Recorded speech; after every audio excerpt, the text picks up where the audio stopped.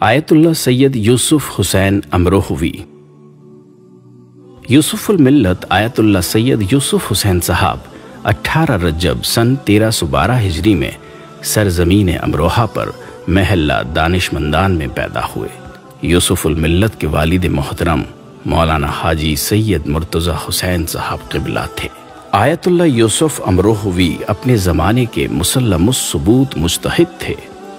آیت اللہ یوسف حسین صاحب نے ابتدائی نیز عربی و فارسی تعلیم اپنے والد محترم سے حاصل کی، کیونکہ آپ کے والد اپنے زمانے کے معتبر علماء و فضلاء میں شمار ہوتے تھے۔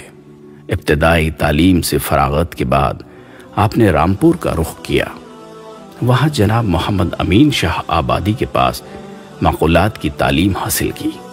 1905 عیسوی میں اپنی تعلیم کو آگے بڑھانے کی غرض سے دربار مولائے کائنات نجف اشرف میں حاضر ہوئے۔ وہاں آیت اللہ محمد قاسم طباطبائی کے مدرسے میں قیام فرمایا۔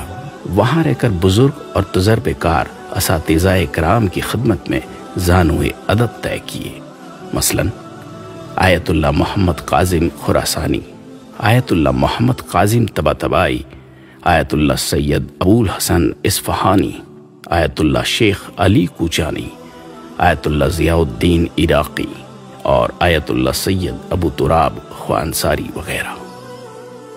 آیت اللہ یوسف صاحب نے متحد اساتذہ اور آیات اعظام سے اجتہاد و روایت کے اجازے حاصل کیے، جن میں سے کچھ آیات اعظام کے اسماء گرامی اس طرح ہیں: آیت اللہ سید محمد قاسم طباطبائی، آیت اللہ ضیاء الدین عراقی، آیت اللہ سید ابو الحسن اصفہانی، آیت اللہ محمد حسین مازندرانی، آیت اللہ علی خراسانی کوچانی، آیت اللہ سید ابو تراب خراسانی، شیخ الشریعہ آیت اللہ فتح اللہ شیرازی اور آیت اللہ علی گل آبادی خراسانی۔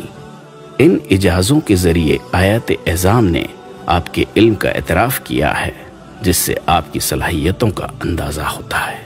آیت اللہ یوسف امروہوی صاحب 1333 ہجری میں نجف اشرف سے اپنے وطن امروہہ واپس آئے اور وہاں تشنغان علوم آل محمد کو سیراب کرنے لگے۔ جب یوسف الملت عراق سے ہندوستان واپس آئے تو ہندوستان میں پہلی جنگ عظیم ختم ہو چکی تھی اور انگریزوں کے خلاف تحریک جاری ہو چکی تھی۔ جس وقت برطانوی حکومت کے خلاف ذرا سی انگشت نمائی پر گردن مار دی جاتی تھی، ایسے پرآشوب ماحول میں آیت اللہ یوسف حسین امروہوی نے برطانوی فوج اور پولیس کی ملازمت پر حرمت کا فتویٰ صادر کیا۔ ان کے فتوے کا اثر یہ ہوا کہ مسلم قیادت میں استحکام پیدا ہو گیا اور اتحاد بین المسلمین کو تقویت پہنچی۔ آیت اللہ یوسف صاحب نور المدارس امروہہ میں پرنسپل کی حیثیت سے مقرر ہو گئے۔ یہ مدرسہ آپ کے والد محترم مولانا مرتضی حسین صاحب کی کوششوں کے سبب ممتاز مدارس میں شمار ہوتا تھا۔ اس مدرسے کی تعلیم اس اعلیٰ معیار کی تھی کہ اس مدرسے میں دنیاوی تعلیم حاصل کرنے والا طالب علم جب فارغ ہو کر نکلتا تو اکثر پبلک یا گورنمنٹ کالج میں استاد کی حیثیت سے مقرر ہو جاتا تھا۔ سن 1922 عیسوی بمطابق 1340 ہجری میں جب نور المدارس نامی مدرسہ خاندان کی میراث میں تبدیل ہونے لگا تو یوسف الملت ڈپٹی کلیکٹر جناب محمد حسین صاحب کے اصرار پر منصبیہ عربی کالج میرٹھ کے پرنسپل منتخب کر لیے گئے۔ آپ منصبیہ میں 3 سال تک استاد اور مدیر کی حیثیت سے رہے اور اس دوران مدرسے کو آیت اللہ یوسف صاحب نے توقع سے زیادہ ترقی کے مراحل طے کرائے۔ سن 1925 عیسوی علی گڑھ مسلم یونیورسٹی میں شمس العلماء مولانا قاری سید عباس حسین رضوی جارجوی کی جگہ پر استاد دینیات کی حیثیت سے آپ کا تقرر ہوا۔ اس وقت آپ کی تنخواہ 500 روپے تھی۔